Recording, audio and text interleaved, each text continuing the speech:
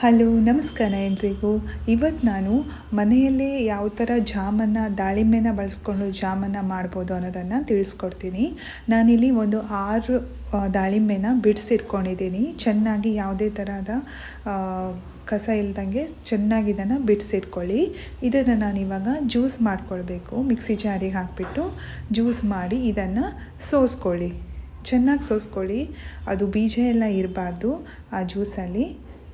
ನೋಡಿ, ಈ ಥರ ನಿಮಗೆ 2 ಕಪ್ ಆಗೋಷ್ಟು ದಾಳಿಂಬೆ ಜ್ಯೂಸ್ ಸಿಕ್ಕಿದೆ.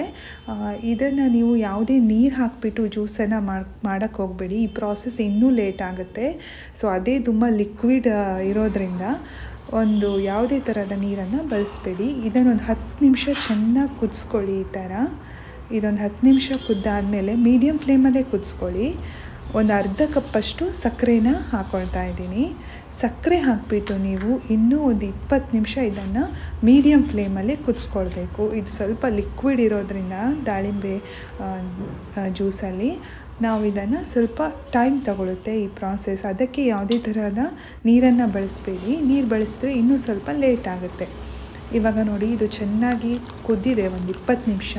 ಇವಾಗ ಒಂದು 2 ಟೇಬಲ್ ಸ್ಪೂನ್ ಆಗುವಷ್ಟು ಲಿಂಬೆಹಣ್ಣಿನ ರಸ ಹಾಕ್ಕೊಳ್ತಾ ಇದ್ದೀನಿ.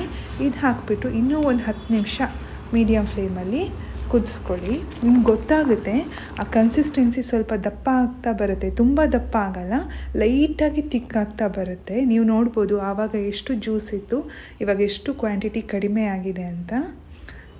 ಇವಾಗ ಈ ಜಾಮ್ ರೆಡಿ ಆಗಿದೆ. ಇದನ್ನು ಒಂದು ಗ್ಲಾಸ್ ಕಂಟೈನರಲ್ಲಿ ಹಾಕಿ ನೀವು 1 ಅವರ್ ಫ್ರೀಝರಲ್ಲಿ ಇಡಬೇಕು. ನಾರ್ಮಲ್ ರೆಫ್ರಿಜರೇಟರಲ್ಲ, ಫ್ರೀಝರಲ್ಲಿ ಇಡಿ.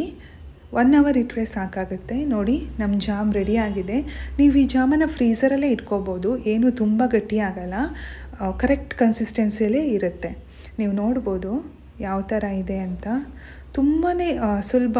ಈ ಜಾಮನ್ನು ಮಾಡಿಕೊಂಡು ಮಕ್ಕಳಿಗೆ ನೀವು ಮನೆಯಲ್ಲೇ ಯಾವುದೇ ಪ್ರಿಸರ್ವೇಟಿವ್ ಏನೂ ಹಾಕದೆ ತುಂಬ ಹೆಲ್ದಿಯಾಗಿ ನೀವು ಈ ಜಾಮನ್ನು ಮಾಡಿ ಮಕ್ಕಳಿಗೆ ಕೊಡ್ಬೋದು. ಬ್ರೆಡ್ಡಿಗೆಲ್ಲ ಹಾಕಿಬಿಟ್ಟು ತುಂಬಾ ಚೆನ್ನಾಗಿರುತ್ತೆ ಟೇಸ್ಟ್. ಈ ರೆಸಿಪಿನ ನೀವು ಟ್ರೈ ಮಾಡಿ ಹೇಗಾಗಿದೆ ಅಂತ ಕಮೆಂಟ್ ಬಾಕ್ಸಲ್ಲಿ ತಿಳಿಸಿ. ಪ್ಲೀಸ್ ಶೇರ್, ಸಬ್ಸ್ಕ್ರೈಬ್ ಮಾಡ್ಕೊಳ್ಳಿ. Thank you.